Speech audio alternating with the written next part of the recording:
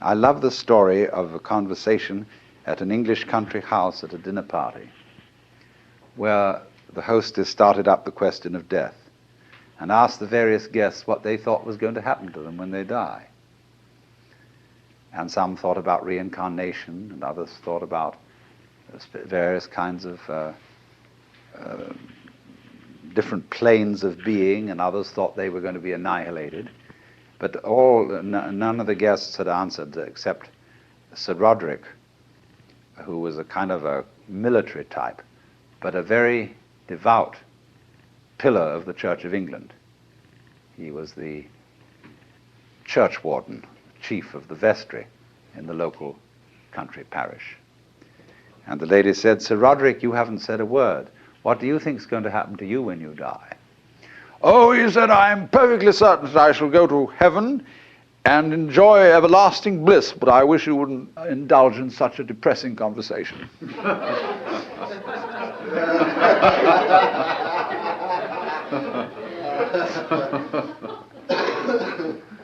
That's true, isn't it?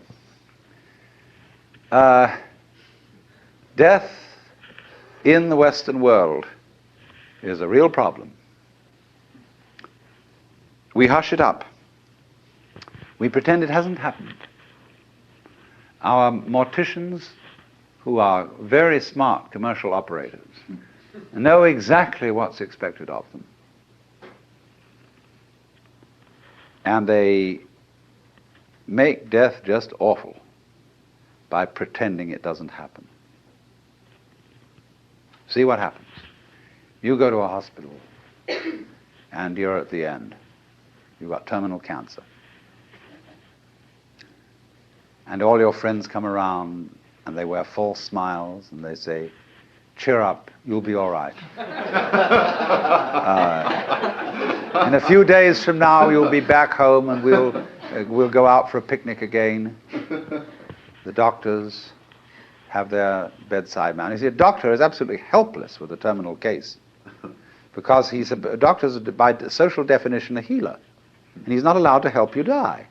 He's out of role. Even though, he may sneak behind the rules and do it, but he's definitely, he's got to heal you.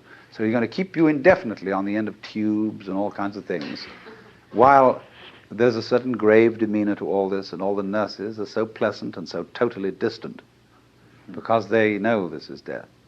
And they mayn't be frank with you. That's why they feel distant.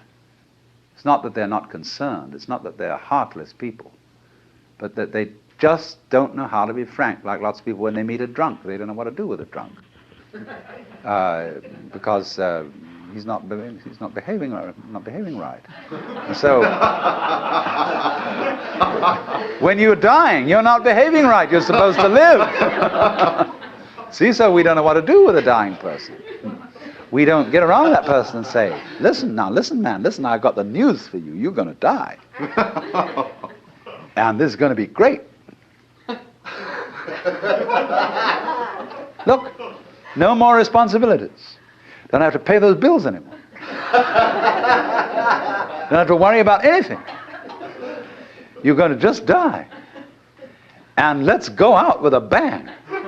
Let's have a party, see? We'll put some of that morphine in you so that you won't hurt too much.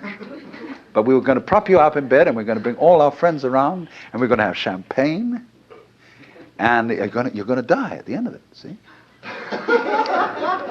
And it's going to be just marvelous.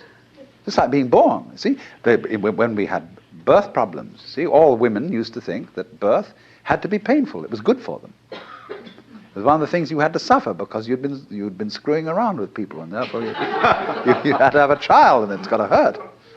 And then the doctors got together and they scratched their heads, and the man called Grantley Dick Reed said, "No, birth doesn't hurt, it's natural."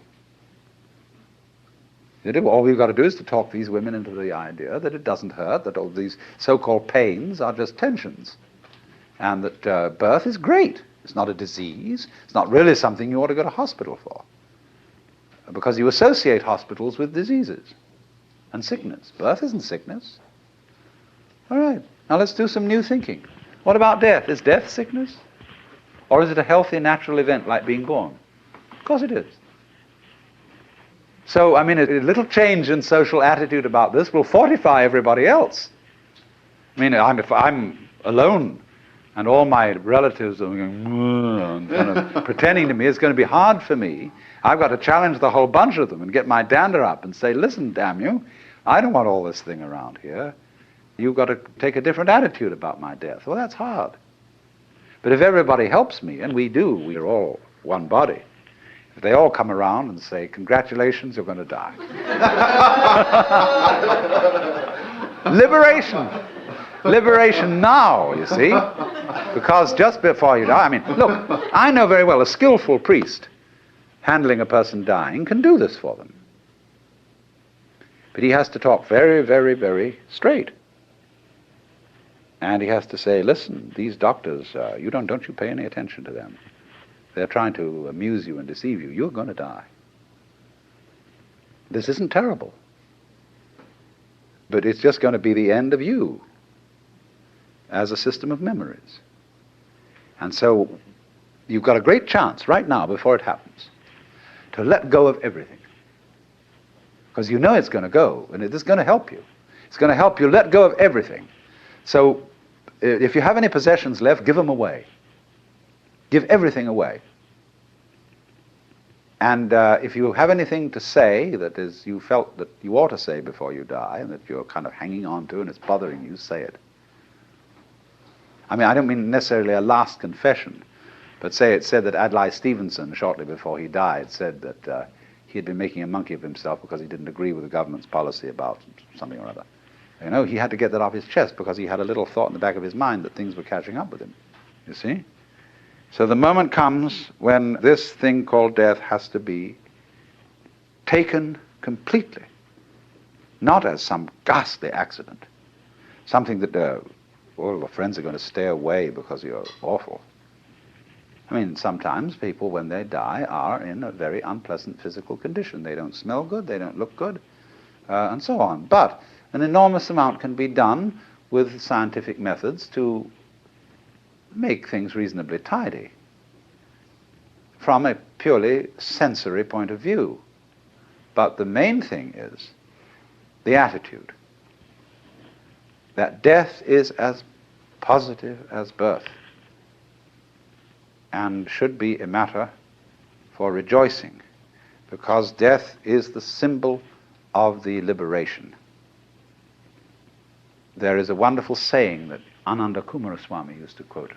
I pray that death will not come and find me still unannihilate. In other words, that man dies happy if there is no one to die. In other words, if the ego has disappeared before death caught up with it. But you see, the knowledge of death helps the ego to disappear, because it tells you you can't hang on. So what we need, if we're going to have a good religion around, that's one of the places where it can start. Having, I don't know, well, nowadays I suppose they'd call it the Institution for Creative Dying.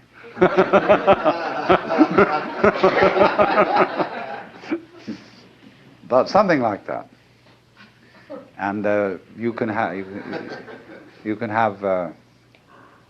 one department where you can have champagne cocktail party to die with, another department where you can have glorious religious rituals and priests and things like that, another department where you can have psychedelic drugs, another department where you can have special kinds of music, anything, you know. All these arrangements will be provided for in a hospital for delightful dying. But that's the thing, to go out with a bang instead of a whimper.